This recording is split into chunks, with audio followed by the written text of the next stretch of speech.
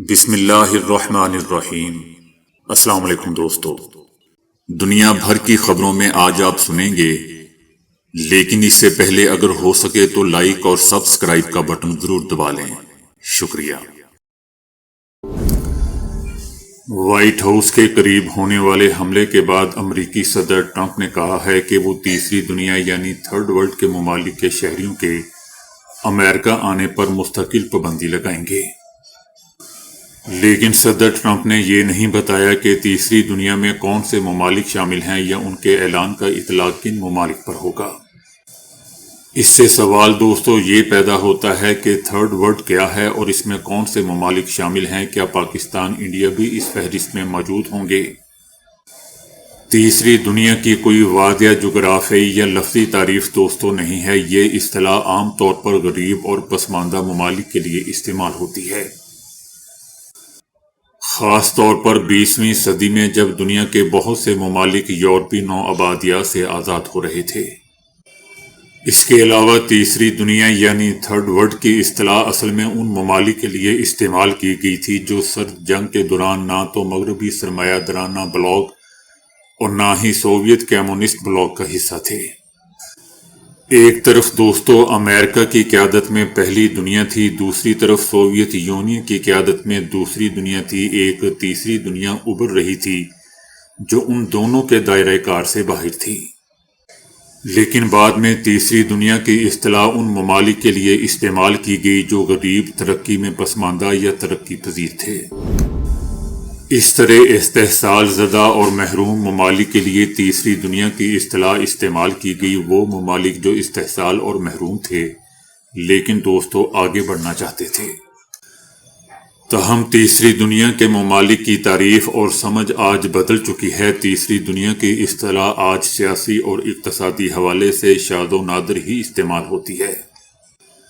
اب ایسے ممالک کے لیے گلوبل ساؤتھ یا ترقی پذیر ممالک یا کم اور درمیانی آمدنی والے ممالک جیسے جملے استعمال کیے جاتے ہیں۔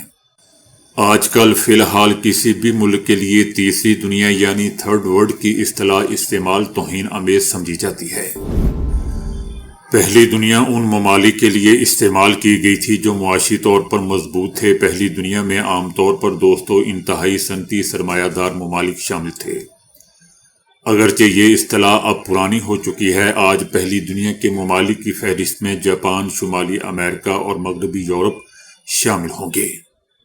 ایسے میں موجودہ تناظر میں تیسری دنیا کے ممالک کون ہو سکتے ہیں؟ حالانکہ تیسری دنیا کی اصطلاح اب ایک توہین آمیز اصطلاح سمجھی جاتی ہے۔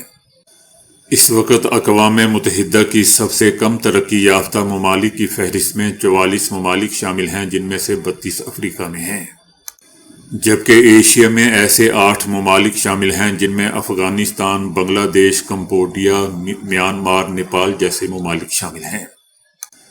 انڈیا اور پاکستان دنیا کے کم آمدنی والے ممالک میں شامل نہیں ہے، تاہم تیسری دنیا کے تاریخی تناظر میں ان ممالک کو اسے تیسری دنیا میں شامل کیا گیا۔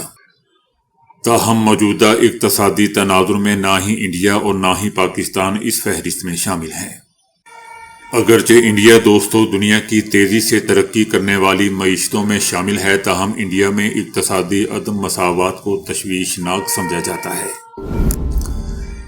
انڈیا اور ترکی کے درمیان تعلقات پہلے سے ہی کشیدگی کا شکار ہیں، اور اب ایسا معلوم ہوتا ہے کہ ترکی نے خطے میں موجود دیگر ممالک سے بھی تعلقات مستحکم کرنے شروع کر دیے ہیں۔ انڈیا کے حریف پاکستان کے لیے ترکی کی حمایت کسی سے ڈھکی چھپی نہیں ہے، اور اب ترکی نے بنگلہ دیش، نیپال، سری لنکا اور مالدیپ جیسے ممالک سے بھی تعلقات مضبوط کرنا شروع کر دیے ہیں، جو انڈیا کے لیے تشویش کا باعث ہے۔ دوستو انڈیا کے لیے تشویش کا باعث نہیں ہونا چاہیے، کیونکہ انڈیا نے خود ان سب ممالک سے لڑائی چھیڑی ہوئی ہے، پنگا لیا ہوا ہے اور خام خواہ لیا ہوا ہے۔ ترکی کے بحر ہند کے خطے میں پہنچنے کی کوششیں اس بات کی طرف اشارہ کر رہی ہیں کہ وہ انڈیا کو روکنے اور نئے اتحاد بنانے کا خواہش مند ہے۔ بظاہر انڈیا بھی ترکی کے اقدامات کو روکنے کی کوشش کر رہا ہے اور ترکی کے یونان، قبرص اور آرمینیا جیسے حریفوں سے اپنے اتحاد کو مضبوط کر رہا ہے۔ انڈیا اور ترکی کے درمیان تعلقات اس وقت مزید کشیدگی کا شکار ہوئے تھے جب مئی میں انڈیا اور پاکستان کے درمیان 4 روزہ عسکری تنازعہ دیکھنے میں آیا۔ اس تنازعے کے دوران پاکستان نے انڈین فوج کو نشانہ بنانے کے لیے ترکی کے مہیا کیے گئے ڈرونز استعمال کیے تھے، جس کے بعد بھارت نے ترکی کو اپنے تحفظات سے بھی آگاہ کیا تھا۔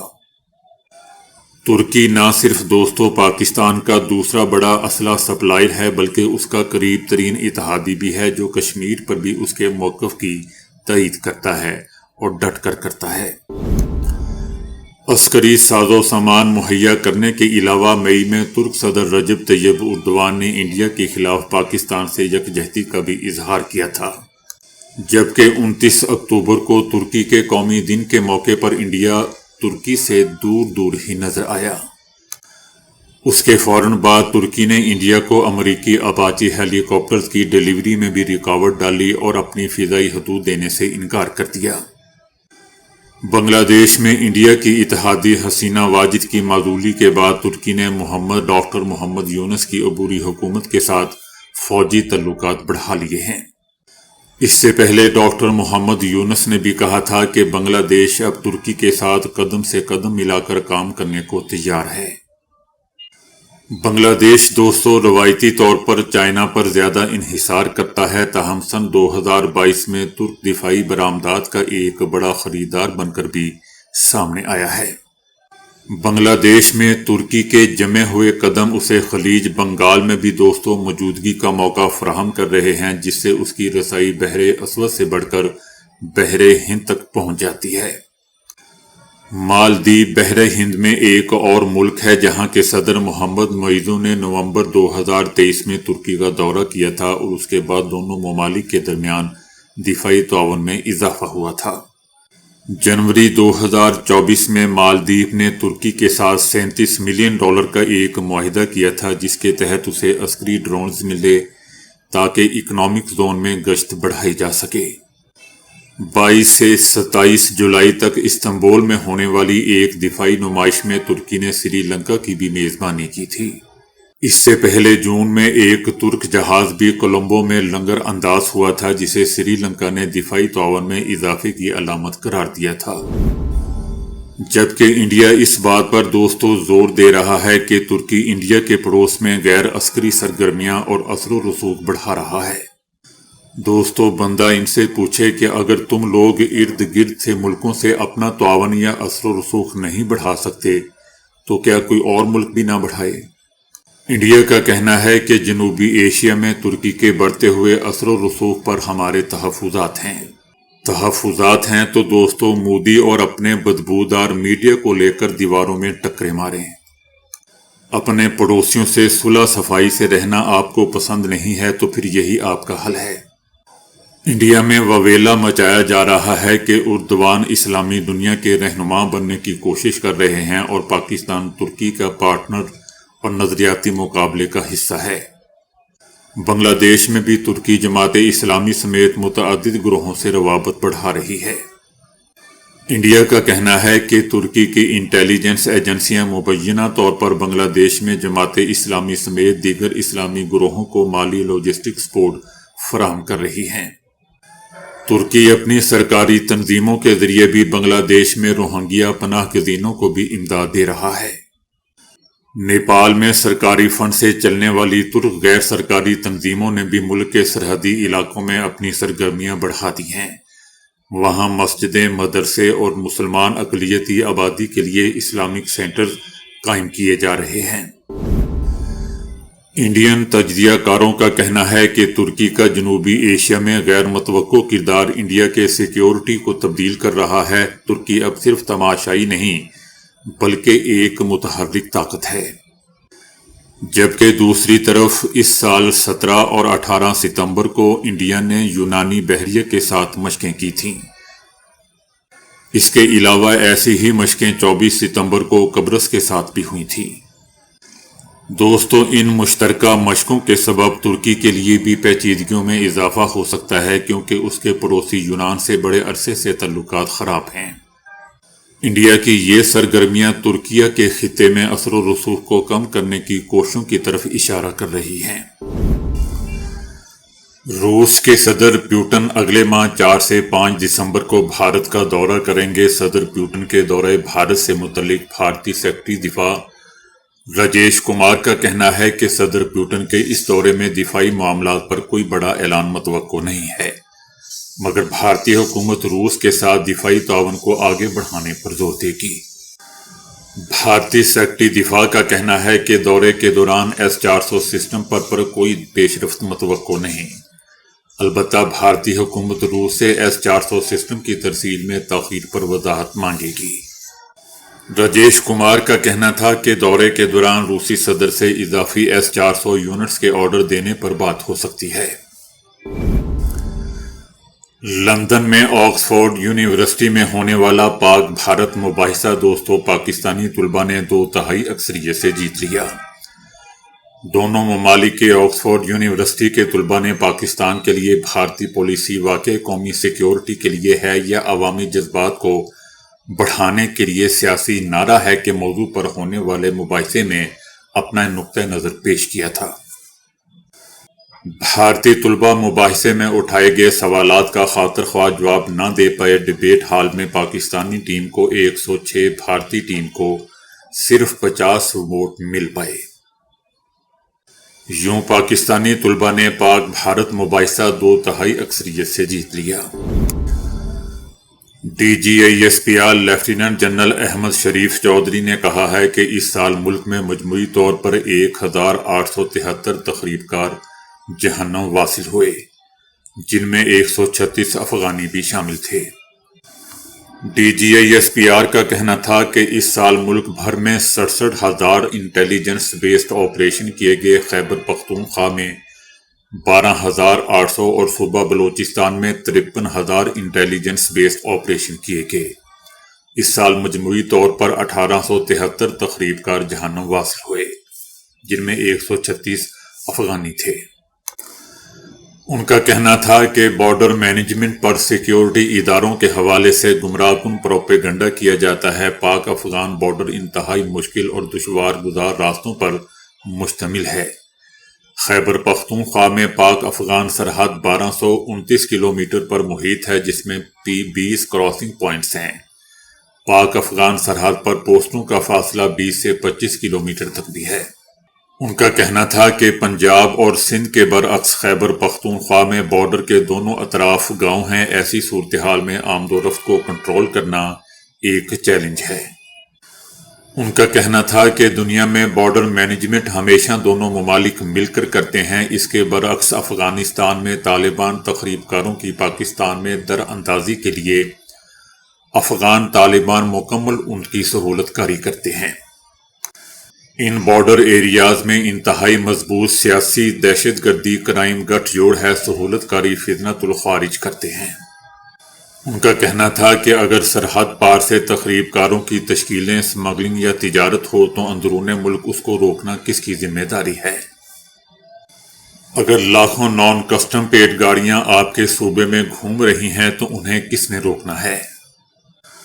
ان کا کہنا تھا کہ افغانستان میں تخریب کاروں کے مراکز اور ان کی تنظیموں کی قیادت موجود ہے۔ افغانستان سے انہیں اسلحہ اور فنڈنگ بھی ملتی ہے جو پاکستان کے خلاف استعمال ہوتی ہے۔ ہم نے افغانستان کے سامنے تمام ثبوت رکھے جنہیں وہ نظر انداز نہیں کر سکتے۔ ان کا کہنا تھا کہ پاکستان کا افغان طالبان رجیم سے مطالبہ ہے کہ وہ ایک قابل تصدیق میکانزم کے تحت معاہدہ کریں۔ DGISPR کا کہنا تھا کہ فتنۃ الخوارج یا فتنۃ الہندوستان کے بارے میں طالبان رجیم نے یہ دعویٰ کیا ہے کہ وہ پاکستانی ہیں، ہجرت کر کے آئے ہیں، وہ ہمارے مہمان ہیں۔ یہ ایک غیر منطقی بات ہے۔ DGISPR کا دوستو یہ بھی کہنا تھا کہ طالبان رجیم نے اس وقت نان اسٹیٹ ایکٹرز پالے ہوئے ہیں۔ نان اسٹیٹ ایکٹرز خطے کے مختلف ممالک کے لیے خطرہ ہیں۔ پاکستان کا مطالبہ واضح ہے کہ افغان طالبان کا طرز عمل ایک ریاست کی طرح ہونا چاہیے۔ DGISPR کا دوستو یہ بھی کہنا تھا کہ افغان طالبان رجیم افغانیوں کے نمائندے نہیں ہیں، کیونکہ یہ تمام قوموں کی نمائندگی نہیں کرتے۔ افغانستان کی 50% خواتین کی نمائندگی کا اس رجیم میں کوئی وجود نہیں ہے۔ ہمارا افغانیوں کے ساتھ کوئی مسئلہ نہیں ہے، بلکہ ہمارا مسئلہ افغان طالبان رجیم کے ساتھ ہے۔ پاکستان اور افغانستان کے مابین تجارت کی بندش کا مسئلہ ہماری سیکیورٹی اور عوام کے جان و مال کے تحفظ سے جڑا ہوا ہے۔ خون ریزی اور تجارت اکٹھے نہیں چل سکتے۔ ہمارے لیے اچھے یا برے تقریب کار میں کوئی فرق نہیں۔ ہمارے لیے اچھا تقریب کار وہی ہے جو جہنم واصل ہو چکا۔ ان کا کہنا تھا کہ ہمیشہ حق باطل پر غالب آتا ہے، ہم حق پر ہیں اور حق ہمیشہ فتح یاب ہوتا ہے۔ بھارت کے حوالے سے گفتگو میں ان کا کہنا تھا کہ ہندوستان میں خود فریبی کی سوچ رکھنے والی قیادت کی اجارہ داری ہے۔ انڈین آرمی چیف کا یہ بیان کہ ہم نے آپریشن سندور کے دوران ایک ٹریلر دکھایا خود فریبی کی حامل سوچ کا عکاس ہے۔ جس ٹریلر میں 7 جہاز گرے، 26 مقامات پر حملہ، S-400 کی بیٹریاں تباہ ہوئیں، اسے ٹریلر پر مبنی فلم ان کے لیے ڈرامائی فلم بن گئی۔ ان کا کہنا تھا کہ آپریشن سندور میں ہوئی شکست پر بار بار کے جھوٹے ہندوستانی بیانات عوامی غم و غصے کو تحلیل کرنے کے لیے ہیں۔ اندر سے وہ سب کچھ جانتے ہیں کہ ان کے ساتھ ہوا کیا ہے۔ ان کا دوستو یہ بھی کہنا تھا کہ ریاست پاکستان اور اس کے اداروں کے خلاف زہریلا بیانیہ بنانے والے سوشل میڈیا اکاؤنٹس بیرون ملک سے ہی چلتے ہیں۔ پاکستان سے باہر بیٹھ کر یہاں کی سیاست اور دیگر معاملات میں زہر ڈالنے کی کوشش کی جاتی ہے۔ دوستو، باہر کے 4 گندے آنڈے تو آپ جانتے ہی ہیں۔ ان کا کہنا تھا کہ بیرون ملک سے آپریٹ ہونے والے سوشل میڈیا کے یہ اکاؤنٹس لمحہ بے لمحہ پاکستان کے خلاف بیانیہ بنانے میں مصروف ہیں۔ یہ بات واضح ہے کہ جو سوشل میڈیا پاکستان میں چل رہا ہے در حقیقت اس کے پیچھے بیرونی ہاتھ ہے۔ تو دوستو، ابھی کے لیے اتنا ہی۔ ویڈیو کو لائک اور شیئر کرنے کا بہت بہت شکریہ۔